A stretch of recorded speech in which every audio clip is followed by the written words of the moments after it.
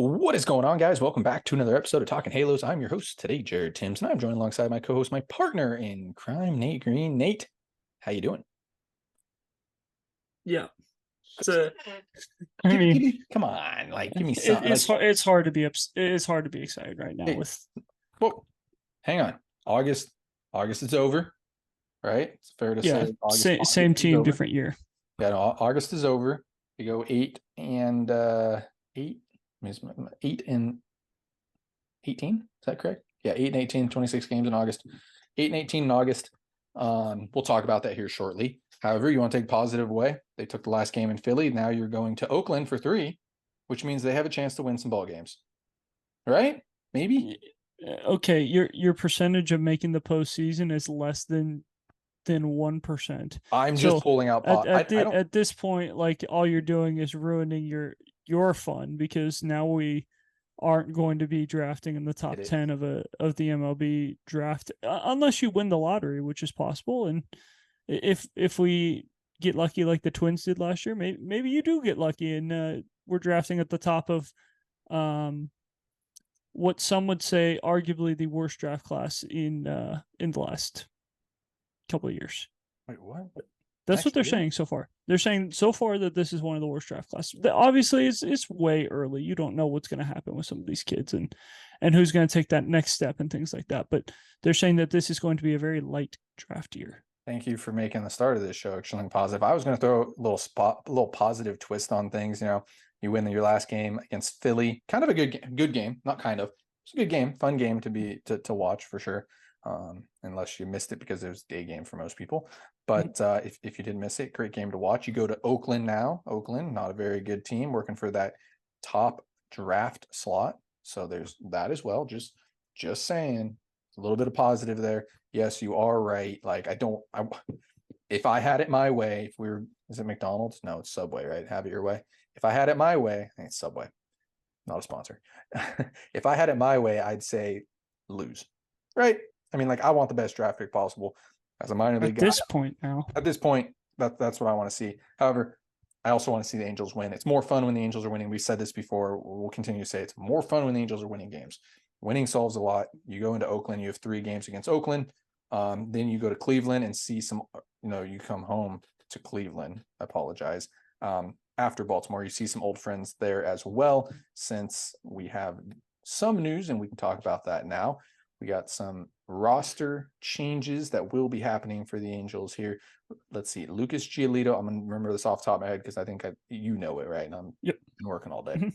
Giolito, Matt Moore, and Ronaldo Lopez going to Cleveland. Yep. You have Dominic Leone going Yep. to the Mariners. That's correct. And you have Hunter Renfroe going to the Cincinnati Reds. Yep. Did I miss anybody? Nope. Randall Grichuk was not picked up. Tyler Yep. Anderson was not picked up. Doesn't sound like Aaron Loop was picked up either. For those of you wondering, Nate, Aaron Loop's actually hasn't been too bad for a small stretch of time. He's been bad. There was a small stretch of time that he wasn't too bad. I mean, a blind squirrel finds a nut every once in a while. They're all going to go through stretches where they don't look terrible. That's fair. You want to know what my plan would be the rest of the year? I've been kind of pushing around what we're going to talk about. You want to know what my plan is the rest of the year, especially since you kind of you threw in the white flag already. You said basically hey, this season's done. I would assume we may not see Mike Trout at all. We're not going to see Shohei Ohtani pitch. You don't know how long Chase Silseth's going to be out. You really don't. Head injuries are weird. He could be out for the rest of the season for all we know. Concussion symptoms, they could linger. I don't know. Just one of those things. That was a freak accident. You want to know what I would do? I would release anybody who's a free agent except for Shohei Ohtani. Anybody who's not going to make you money. If as weird as that sounds, you're keeping Shohei Ohtani, you're releasing everybody else, and you're calling up anybody at all who you might think will factor into the team next year or in the future. You bring those guys up, like Kyron Paris, who, by the way, I think we see Kyron Paris tomorrow in Oakland anyways. Good spot for him to make his debut because he is from Oakland. He is from Northern California. Not Oakland exactly. He's from Northern California. I think we see Kyron Paris tomorrow. which would be really, really cool to see that if it happens. Um, and yeah, I'm bringing up any kids that I think will help the team. A Kelvin Caceres type of guy. I want to say Eric Torres is hurt right now, so you're probably not bringing him up. Mason Erla type of guy, but he's hurt. There's not a lot of pieces down there, but you're bringing up anybody right now who you think is going to help your team next year. Oh, by the way, Kyron Paris is Rule 5 eligible as well, so he's going to have to be added to the 40 man. You might as well do it now. You might as well get him some ABs and see what he can do at the major league level, because development wise, there isn't a lot more he can do. He's got 40 stolen bases. He's getting close to 20 home runs this year down in Double A. Looks really, really good. Nate, I know you like him a lot. But anybody that can help the team, anybody at all, you bring those guys up. And like kind of a sleeper dark horse for me is Jack Kahanowitz. Just looking at, you're gonna have to probably add him to the 40 man. Especially with the year that he's had. He is Rule 5 eligible this year, so maybe he gets picked up. Maybe you add him to the 40 man. We'll kind of wait and see. But yeah, it's Torres is active in AAA, by the way, right now. So who is Torres? Torres is he is active in AAA. He could have an injury that's not public, but he is active, so he would be a possibility. I agree with you. I think you do got to start going. I think you got to be cautious when you do this, though. Like, you can't just start calling up anyone and everyone just because, like, oh, he's not on the 40 man and we have 5 40 man spots to run with. Like, you don't have much down there to work with. Like I said, I think those there really isn't a lot. That's the problem too. It's like there's really not a lot down there to work with. Yeah. You mentioned 2 guys, Kyron Paris, Kelvin Caceres. Those 2 guys are interesting. Like Kahanowicz, yeah, he's got to get added to the 40 man this offseason, but like, you don't have to. I was saying dark horse there. Yeah, is he really ready? Yeah. He's interesting, right? I mean, he might be able to start for you. I think a lot of people are projecting him as a reliever, but he's looked really good this year. If you don't look at the stats, it's kind of been the story of his minor league careers. Don't look at the stats, look at the stuff. Like, we'll watch him pitch, and it's like, wow, this guy's really good. So. Yeah, I just want to be cautious when we do this. Like, if the Angels are going to start adding like Sonny DeChara to the 40 man, who has no future on the big league roster right now, like you have Nolan Schanuel, who's the first baseman, you have Shohei Ohtani, who's the DH. So like those guys aren't going to move. Guys like that where it's like, or like a Tucker Flint or someone like that where it's like, you are not ready, so let's just not call you up to just be like, hey, look, I got another guy to the bigs. It's like, okay, but he hit 067 in his plate appearances. I agree that you need to get young and just see what you got here. Yeah. Andrew Velasquez has got to be DFA'd. It just has to happen. You're getting that in early, huh? I got it in early today. There you go. Kyron Paris should be playing up the middle every day for the rest of the year with Rengifo, and that's fine. Like, maybe I'm fine with those guys up the middle the rest of the year, and you have Escobar to kind of back him up and Drury to play second base as well if that's where it needs to be.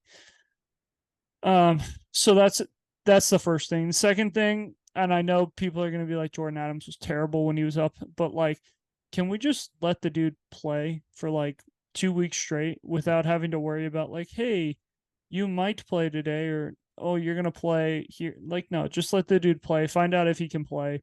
Same thing with Trey Cabbage too. I want to see Cabbage get a legitimate shot. I'm kind of sick and tired of like the Joe Adell treatment with a lot of these guys, where it's like, we're gonna play kind of, not really, and then we're gonna send you down, and you're gonna go produce down in the minors. Like, that's the one thing they've done with Schanuel is like they've called him up and just let him do his thing. It's been whatever, but like at least he's playing, when healthy every day. So tip the cap to what he's done. Like, I know he's not hitting for power, but like, back to your playing, like, it still amazes me, and I know it doesn't amaze you as much, but it amazed me that he was in the minor, or he was in playing college ball at FAU 3 months ago, and all of a sudden now he's playing professional base, like Major League Baseball, not professional baseball, Major League Baseball at the highest level in the world, and producing. It's crazy. It's impressive. Yeah. You want more power. I think there's a lot of other guys that could be doing this. Like, maybe not the, Unreal Eye and things like that, but they could be up here putting up like good enough numbers where you're like, hey, this guy deserves to be here. But you don't see it because of a couple things. One, they're not typically drafting based on positional need. This isn't the NFL draft where you're basing on need for, 2 years down the road. This is like, well, we're looking at possibly taking the best guy available, and this is who we think it is. And then the other thing, like, teams don't like to start clocks this early. Like, he has a 40-man spot. Like, it's going to be his roster spot for 6 years minimum. They're going to give him a chance to start every way they can next year until he proves that, like, he can't start at the major league level. Like, that's why it doesn't happen. But there are a lot of guys that could be up and playing good baseball at this time. So it's impressive. Don't get me wrong, but like, I don't want to blow this out of the water, especially since, like, it's not like he's up here and just extra base hit, extra base hit, extra base hit. Like, he's got a really good eye, which is something that I think is more God-given ability than like taught. You can teach it, but I think it's very, very hard to teach. It's one of those things where you just get better over time. So yeah, it's gonna be interesting to see who gets the call. Kyron Paris is an interesting guy we've mentioned. Calvin Caceres is interesting. Jose Marte is back and healthy. I wouldn't mind seeing him. Andrew Wantz, it looks like, would be interesting as well. I don't know. This is a mess, and I just hope that they don't just go willy-nilly with the 5 openings and just like, oh, well, we'll just throw anyone up here and hope it works. It's like, no. Like, if they're going to help us this year, or if they're going to have a shot to help us at the beginning of next year, sure, they can put them on the 40-man. If they're not going to help us in the next year, then there's no reason to add them. Yeah. Yeah, I agree with that. Like, you look at other guys that technically have to be added to the 40-man this year, or this offseason to be protected from Rule 5. Like, notable, Adrian Placencia, probably not going to add him, I would assume, though he is playing. Kind of a weird thing here. He is playing in Arizona, so it wouldn't be the first time that we see somebody that's in Double A, kind of random get added to the 40-man. Trying to remember who they did this to a couple years ago, but there was one person where it was like, it might have been Jose Soriano this year, is who I'm kind of thinking of. That was last year, I thought. Last year, it might have been Jose Soriano where it was like, oh, that's strange, but I get it. Same thing with Placencia, where it's like, next year he's probably going to be up in Double A. Like, if he produces in Double A, all of a sudden, like, now that's another piece that could possibly be a major league option. Like I said, I don't know how much people are in on Adrian Placencia, but it's another piece that's interesting. Errol Vera, one of the top international signees that the Angels had in 2019, is eligible for the Rule 5 draft. Maybe somebody takes a chance on him. However, they have to be up at the major league level. It's like I said, I don't think any of those happen, but a couple other weird options that you don't know about. Honestly, like, I'm just kind of annoyed at the situation right now. Like, I talking to somebody close, in the org a couple days ago, and it was like, dude, like, kind of sucks, like, not doesn't work in the org, obviously, but like, this kind of sucks, like, you look at the minor leagues and it's like, there's not a lot down there, right? We just mentioned it. Like, who are you going to add to the 40-man? Like, there are 3 guys maybe that you can add to the 40-man right now that, like, Kyron Paris might be a starter at the major league level, right? Like, there's a chance he's a starter at the major league level. Kelvin Caceres, a reliever, very Jose Soriano. Like, I've been on him forever. Love Kelvin Caceres. He's one of my favorite pitchers in the Angels org. And then you look at, like, Jack Hanowitz. It's really it. That's all you're adding there, right? And then you look at the major league level and look what the Angels just did, and basically just the worst way that I explained it, but the way that I thought about it was, you bought something really nice, you used it a couple times, and then you sold it at a garage sale. That's feels like what the Angels just did with these guys. And it kind of just, it sucks, like, and then you look at the future and there really isn't a future. And it's something that something we'll think about. I don't want to talk about this now, but, and I'm the last person that wants to entertain a Mike Trout trade, but it's almost like you got to start entertaining a Mike Trout trade, not for the Angels' future, but like for him. And I know you've told me that like, Angels don't owe him anything, but like, man, like, I want to see Mike Trout win at some point, and this organization's not close to winning anytime soon. Well, to Sucks. be fair to that comment, and we won't get too much into this, but if Mike Trout's on the field, We'll talk about it like down the road. if Mike Trout's on the field, like this team is better, right? Like I mean, you can say the same thing about Anthony Rendon. Show it like, but that's what I'm saying. Like, not, just because you're moving him doesn't mean he's all of a sudden like going to be healthy. Like he's still hurt. So, like, yes, if you trade him, you give him a chance to make the postseason, things like that. But if he's not playing in when's the last time he like played legitimate games and like when's the last time he played 100 games? It feels like it's been forever. I know it wasn't, but like that's how it feels with Mike Trout. It's like, well, last year I think he played 120 games or something like yeah. that. But it just feels like every year you're looking up in the beginning of July and it's like, oh, Trout's gonna miss 6 weeks. Hopefully we can weather the storm till the trade deadline and he'll come back, the week after the trade deadline if everything goes perfect. And then he doesn't. But yeah, I mean, it's just one of those things where part of it for Mike Trout is he's got to be on the field. Like the team is built around Mike Trout. He makes a lot of money. He has to be on the field for this team to be good. And whatever team he's on, whether it's the Angels or if you trade him, like he just has to be on the field when games are meaningful. Like 119 games. He came back last year and we were already out of it. By the time he came back, it was like whatever. Yeah. Right. And like a lot of, I feel like it was kind of interesting. Like I was talking to when I went on Justin's recruiting trip, my brother, Justin's recruiting trip up to Washington, like they were talking about like injuries and like soft tissue injuries, like stuff that you can kind of avoid, in a sense, like those pulled muscles, those type of things.